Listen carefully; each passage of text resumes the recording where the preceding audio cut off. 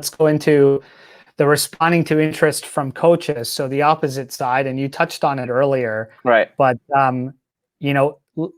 usually players are getting interest from coaches that they're not necessarily interested in the schools.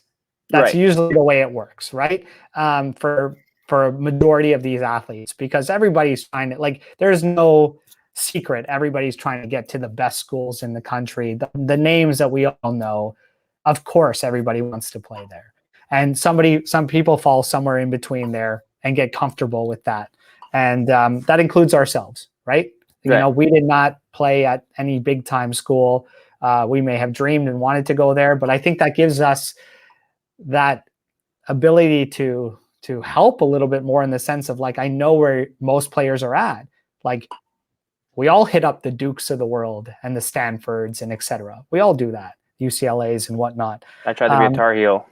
There you go. So, but the thing is that if it's not going to happen, you're going to get hit up by a lot of coaches that show interest in you. The worst mistake that athletes make is they write those coaches off by, as you said, not responding to them or not giving them the time of day, when really some of those schools may turn around eventually at some point and become your legitimate options. Do your research. You could have your eye set on Division 1. Okay, you have a Division 2 coach that's contacting you. Do your research.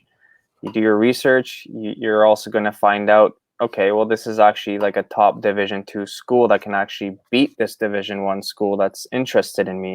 You just have to do your research, and again, stay engaged, keep in touch with the coaches, because you should always have your safety schools, your fit schools, and the dream schools to go after. We understand you have certain dreams, but you also have to do your research, because where you're going to end up going, or where you should be going, is the right fit, both academically and athletically. And again, you just got to, keep the respect going with the coaches.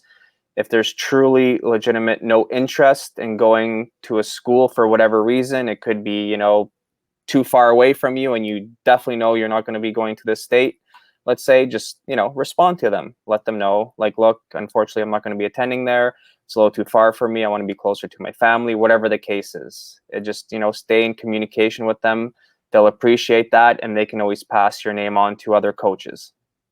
Right, exactly. And maybe one of the mistakes people make in that process is also making those decisions early on.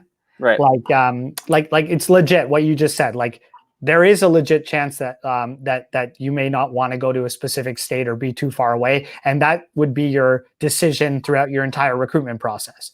But I also see the opposite side. A lot of athletes that go, well, I want to stay in California. I want to stay in Florida. I want to go to school in the Northeast. And then as they evolve, grow, they start saying, well, I wouldn't mind going here or there. How many times do you hear of the kids that want to go to specific areas and then decide later on no? So I wouldn't, unless you're absolutely 100% sure, and that usually happens in late junior year, beginning of senior year, if it gets to that point, that you know exactly where you're not going to go, or what you're not going to do, or what you're not going to study, then you make those decisions. Until then, you stay in contact with those coaches the same way they're going to be interested in you. A coach is not going to write you off and say, I'm not interested. They're going to keep you on their radar and string you along. So you also have to keep those coaches interested in you, and keep every door possible open for as long as you can.